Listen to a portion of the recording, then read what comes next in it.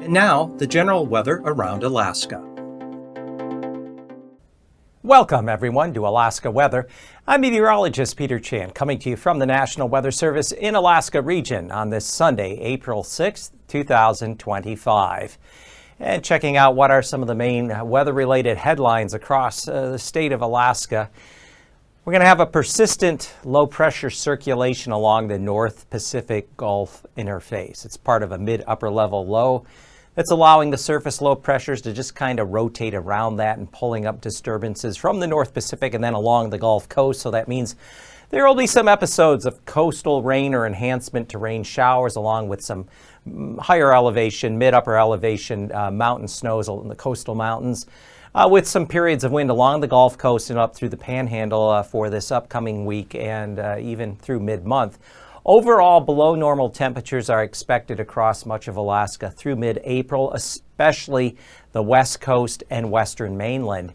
And above normal precipitation looks to be the rule over southeast Alaska, the northern Gulf, all the way into the Panhandle, because we're going to have these weather systems on and off here as we go through the next week and a half or so. But to start out, some of the coldest air right now is over the northwest area of the state along the Chukchi coast. Point Hope, hazy sunshine, 5 above. And as we go down further southeast here, Portage, it's been a rainy weekend, over about 2.5 inches of rainfall. Rain, low clouds this Sunday afternoon with a temperature of 42 degrees. And I wanted to reiterate the latest update on river breakout. This outlook was issued on Friday, April 4th, and it concerns the potential for not just ice jam flooding, a more dynamic river breakup, but then snowmelt runoff flooding.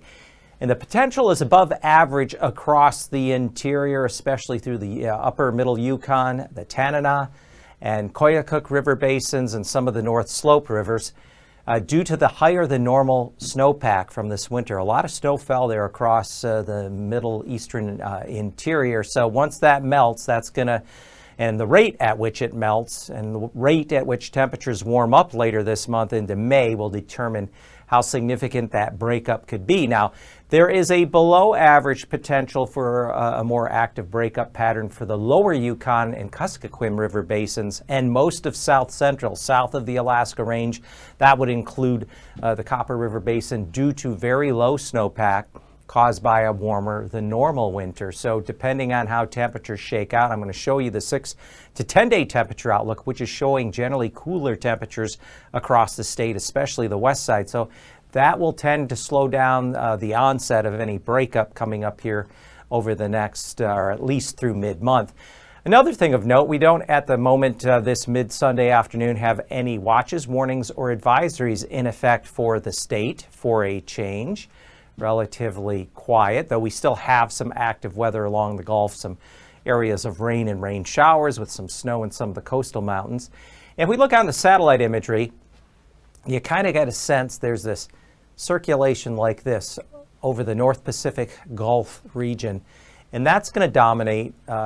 It's been the case since last week and up through the weekend and into this upcoming week. It'll continue. We have a band of cloudiness along kind of an old frontal boundary, kind of washing out to more of a trough, but there's still some areas of snow across the interior being enhanced by any lift coming up some of the higher terrain slopes. And then we have also a pocket of colder air aloft here over the Chukchi Sea, Bering Strait, northwest portion of the mainland.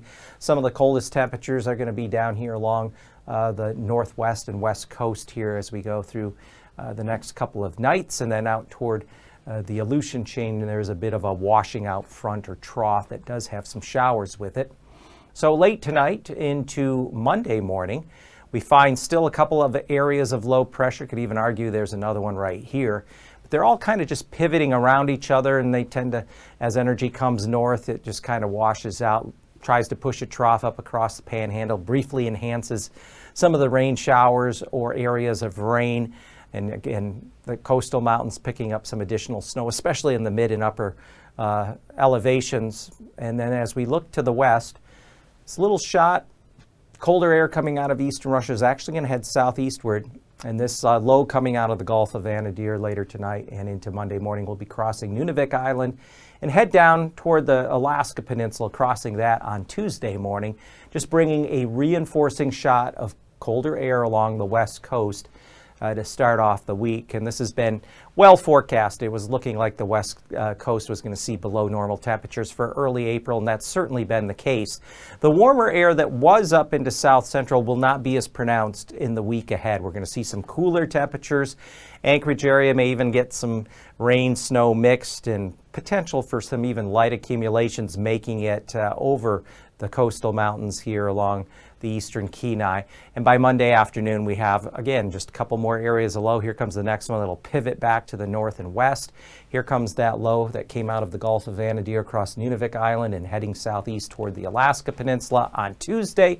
That low swings across Bristol Bay, Alaska Peninsula to just east of Kodiak Island, and what's left of it, actually it's this feature here, south of Kodiak Island. That's what's left of it, with some mixed rain and snow showers. And then, as I mentioned, this is just in the mid-levels of the atmosphere, kind of the steering current for these surface weather systems. There's just this gyre, this circulation of low pressure, and it's just keeping things just rotating around it, kind of like an eddy in a pool in a slow-flowing stream. And so it's going to keep some active weather along the Gulf Coast, and even in the wake of it along some snow showers there in the Alaska Peninsula, and then still some areas of snow or mixed precipitation across areas of the interior into Tuesday. And by the time we get into Wednesday, it grows a little weaker, but still some lingering areas of snow showers in the interior, rain snow showers here in the British Columbia, as you get into the mountains there. And then along the Panhandle, we still have lingering areas of rain showers at sea level. And as you get up in elevation in the coastal mountains, there could be potentially some snow showers. And we find overall, not a whole lot of change in the pattern here for going through the week.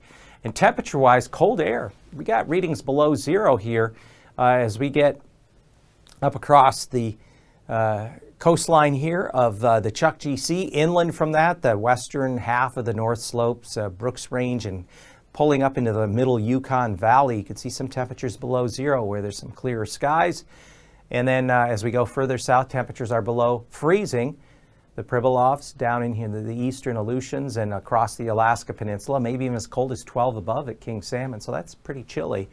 And readings slipping back below freezing, Anchorage Bowl and into south central. Panhandle still seeing lows above freezing for late tonight, early Monday morning, with lows near 40. Outer coast temperatures on Monday, warmest readings for the mainland along the Alcan border, 46 Eagle, 42 there at Northway, maybe squeaking out 43 at Gulkana, Glen Allen area. And temperatures still up near, there could be a 50, 52 degree reading in the southern and outer western part of the Panhandle, but otherwise highs in the 40s there. And the coldest air resides, as I mentioned, in the mid-upper levels of the atmosphere. There's a colder low that's sitting here, so daytime highs are only going to be in the single digits above zero there over a good part of the North Slope, western Brooks Range, and along the Chukchi Sea. And then for Tuesday morning, once again, lows could be below zero, as much as 10, 15 below, all across much of the North Slope, the Chukchi Sea coast, and down again up through Kotzebue Sound, areas of the Seward Peninsula and Middle Yukon Valley. We still have temperatures getting below freezing over the Pribilofs and especially up over the Alaska Peninsula, and in areas of south central cooling down as well. Still though in the upper 30s to low 40s across the Panhandle, and then daytime highs 45 to 50, pretty common here in the Panhandle, but there could be additional enhancement to some rain showers. Again, as these troughs of low pressure rotate through the region. Still some temperatures in the 40s across southeast and along the Alcan border, 46 Eagle, 47 at Glen Allen, and temperatures generally in the single digits above zero, North Slope, Arctic coast, down to the north side of the Seward Peninsula. And here is the temperature outlook for mid-month, April 12th through the 16th, centered on April 14th. So you can see why river breakup is not going to get an early jump this year. With these cooler temperatures, this is not going to facilitate a rapid melting and breakup of the rivers, and it's going to really slow things down along the west side of the state, especially middle and lower portion of the Yukon River.